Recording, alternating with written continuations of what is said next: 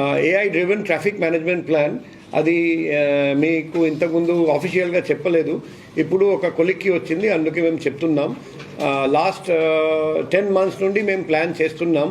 భారతదేశంలో ఎక్కడ లేని విధంగా ఇక్కడ AI enable traffic management system మేము పెట్టబోతున్నాం. రీసెంట్గా మన గౌరవ ఎంపీ గారి ఆధ్వర్యంలో ఒక మీటింగ్ కూడా జరిగింది. District collector and GVMC commissioner గారితో కలిసి కన్సర్న్డ్ కంపెనీస్తో మీటింగ్ కూడా పెట్టాము. త్వరలో నెక్స్ట్ మీటింగ్ కూడా జరగబోతుంది. సో ఇక్కడ మన ఉద్దేశం అంటే ఇప్పుడు ప్రస్తుతం చూస్తే పరిస్థితి ఎలా ఉందంటే, పోలీస్ చూస్తే పబ్లిక్ హెల్మెట్ ధరిస్తున్నారు, పోలీస్ చూస్తే ట్రిపుల్ రైడింగ్ చేస్తూ ఉండగా ఒక వ్యక్తి ఇమీడియట్గా దిగిపోతారు, పోలీస్ చూస్తే స్పీడ్ తగ్గిస్తారు. కానీ పోలీస్ లేకపోతే రాత్రిపూట హెల్మెట్ ధరించకుండా ట్రిపుల్ రైడింగ్ చేస్తూ అతి వేగంతో వెళ్తున్నారు, యాక్సిడెంట్స్ కూడా జరుగుతున్నాయి. మా ట్రాఫిక్ వింగ్లో 24/7 ప్రతి చోట ట్రాఫిక్ ఎన్ఫోర్స్మెంట్ చేయడానికి మ్యాన్ పవర్ లేదు. ఎక్కువ మ్యాన్ పవర్ ఎన్ఫోర్స్మెంట్కి పెడితే రెగ్యులేషన్ ప్రాబ్లం వస్తుంది అక్కడ.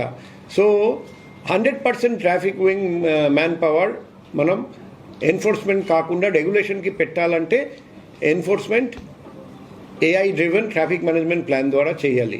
అందుకే మేము ప్రతి జంక్షన్లో పెట్టబోతున్నాం ANPR camera, automatic number plate recognition system camera. దానివల్ల డ్రంక్ అండ్ డ్రైవింగ్ కాకుండా అండ్ మైనర్ ద్వారా డ్రైవింగ్ కాకుండా మిగిలిన అన్ని మోటార్ వెహికల్ యాక్ట్ వయలేషన్స్ మనకు ఆటోమేటిక్గా కనిపిస్తుంది, తెలిసిపోతుంది. Automatic number plate recognition camera ద్వారా ఆ నంబర్ ప్లేట్ కూడా మనకు ఇమీడియట్గా రికార్డ్ అయిపోతుంది. ఆటోమేటిక్ ఈ చలనింగ్ జరుగుతుంది. కాబట్టి ఇంటికి చేరేసరికి ఈ చలన్ కూడా ఆ వ్యక్తికి వచ్చేస్తుంది. దానివల్ల ట్రాఫిక్ యాక్సిడెంట్స్ బాగా తగ్గుతాయి అని మేము అనుకుంటున్నాం. ఎందుకంటే 100% స్లో స్పీడ్ లిమిట్ చూస్తూ ట్రావెల్ చేయాలి, లేకపోతే ట్రాఫిక్ చలన్ వచ్చేస్తుంది. 100% హెల్మెట్ ధరించాలి, పిలియన్ రైడర్ కూడా హెల్మెట్ ధరించాలి, ట్రిపుల్ రైడింగ్ ఉండదు, మొబైల్లో మాట్లాడుతూ డ్రైవింగ్ ఉండదు, విత్ సీట్ బెల్ట్ లేకుండా కూర్చోవడం అది కుదరదు. సో ఇవన్నీ ఓవర్లోడింగ్ మనకు తెలుసు. ఆటో ఓవర్లోడ్, చాలామంది పిల్లల్ని ఎక్కించుకొని వెళ్ళడం ఇవన్నీ చేయలేరు. హై సౌండ్ పెట్టి మాడిఫైడ్ సైలెన్సర్తో వెళ్ళడం, లేకపోతే బైక్ రేసింగ్, లేకపోతే స్టంట్, ఇవన్నీ కుదరదు. సో ఇది ఒకవైపు ఈ MBA యాక్ట్ ప్రొవిజన్ ఉల్లంఘించడం, జరగనీయకుండా చూడడం. మరోవైపు ఫేస్ రికగ్నిషన్ అది కూడా ఎక్కడా లేదు. రెండు కలిపి ఇటువంటి ట్రాఫిక్ మేనేజ్మెంట్ సిస్టమ్ నాకు తెలిసి మన భారతదేశంలో ఎక్కడా లేదు.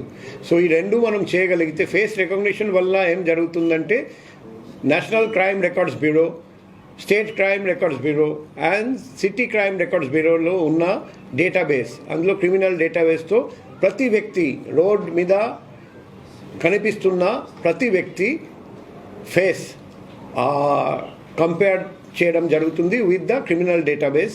సో ఏ రాష్ట్రం నుండి ఏ క్రిమినల్ వచ్చారండి మాకు ఆ టాలీ అయితే ఇమీడియట్గా లోకల్ పోలీస్ స్టేషన్కి అలర్ట్ వెళ్తుంది.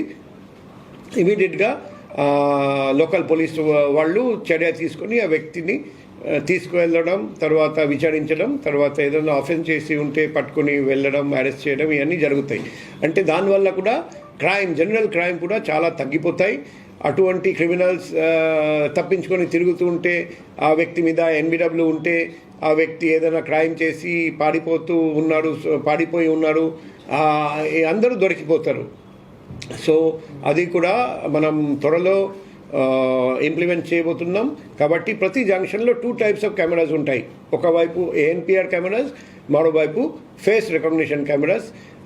సో వెహికల్ వెళ్తూ ఉంటే ఫేస్ రికగ్నైజ్ చేస్తారు, వెహికల్ వెళ్ళిన తర్వాత వెనక నుండి ఆటోమేటిక్ నంబర్ ప్లేట్ అది రికార్డ్ చేస్తుంది, 2-wheeler అయితే.